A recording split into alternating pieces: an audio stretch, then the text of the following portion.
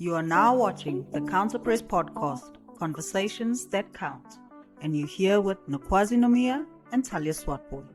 Don't forget to hit that like button, subscribe, and leave us a little something in the comments. Welcome back to another episode of Counterpress, and it's our last episode for 2025. How do you feel about that?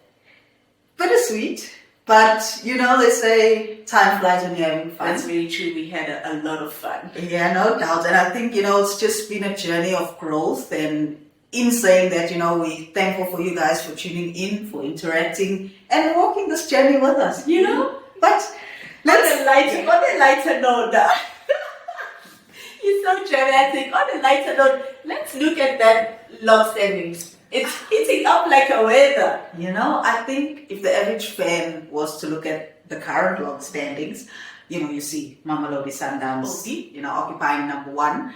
But close behind them, TS Galaxy are there. They've both played 18 games and 1 point separated. And they still need to play against each other. Exactly. Like home and away, type of thing. Who's going to be the first by the end of the season, So I think, with that, it's good to see, such tight competition in that 1 and 2 position. And then when we look at third, you have University of Fort Hare. And they did say when we started the season that they're looking to take that top 4 spot. Yeah, no doubt. But also they've played more games than any other team, so obviously they've accumulated more points. Do you think things might still change? I mean, they still have quite a few games to play, and they travel to Richmond. Both University and Fort Hare and Richmond have a commendable performance at home. So I think when I look at their outstanding games, that could be potentially a game where, not to say they drop points necessarily, but I think they're going to have to definitely fight for those points. But moving on, in fourth we have TUT. And they've been there for a while, or in the top, call it 5 for a while, but now we see them overtake JVW for that 4th position. Yeah, and looking at 5th, just like you said, JVW, and at the start of the season, they came with a bang. They beat Sundowns for the first time. They beat TS Galaxy. They started very strong, but after that FIFA break, we saw things starting to change because they had to go and play away, and that away fixtures sometimes take a toll on teams. And we're hoping that they rebuild and then come back to the JVW that we saw in the beginning of the season.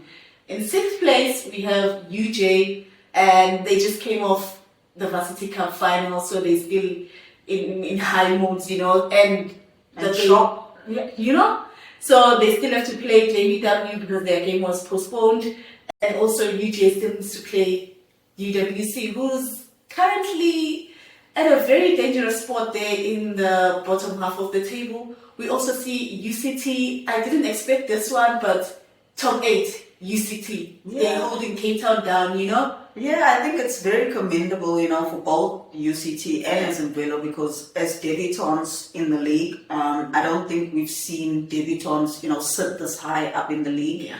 And I think it's commendable for them. Zimvelo sitting 9th. Yes, bottom half of the table, but they're sitting 9th nonetheless, followed by University of Pretoria, First Touch, and a very quiet team this season, City Lads. Yeah. And then I think you have mentioned that, UWC is very close to relegation zone, and that relegation zone is currently occupied by your 2 Durban teams or your 2 KZN teams. Do you see that 2 teams from KZN potentially being relegated this season? And we saw Lindelani Ladies was relegated last season. Do you think what's happening there? Yeah, I think now as the league is growing, we are seeing better teams come into the league. Obviously, we see player movements making some teams stronger than what they previously were. But, for me, it's a little disheartening for Durban Ladies because they've been since the inception of the season. So, for me, I would like for at least Durban Ladies to, lift their spirits, collect some points. But then, on the other hand, you have UWC, which I also don't want to see go, Yeah. And then, you spoke about that Varsity Cup final. they won actually. They did. Back-to-back champions. So I think that's going to boost their morale coming back to playing in the league. And, looking at that, let's call it the rematch of the Varsity Cup, right? You would say, do you want UWC to get the points or do you want UJ? But that's tricky. But also, they just following UJ and JVW are following each other like that. You also want JVW to get the points, and you don't want UWC to be relegated. So it's a bit tricky. It's very tricky. But in saying that, there still are a few impactful fixtures. We've mentioned the home and away of TS and Sundowns. We also see the Tshwane Derby with TUT and Sundowns, and like you've mentioned, or like we've coined them as the Switch and Greg team. At home, actually, you never know.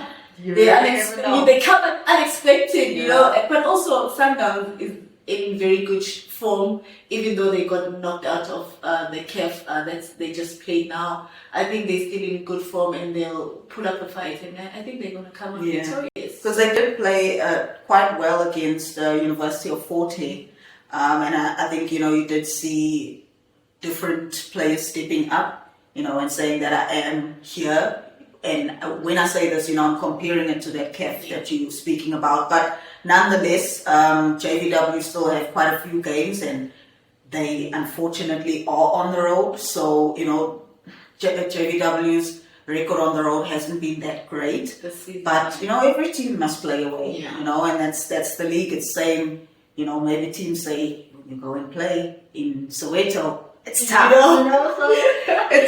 so it's the way football works. But still on that note, we're just scratching our heads here. Who's going to be first on the log? Who's going to be relegated?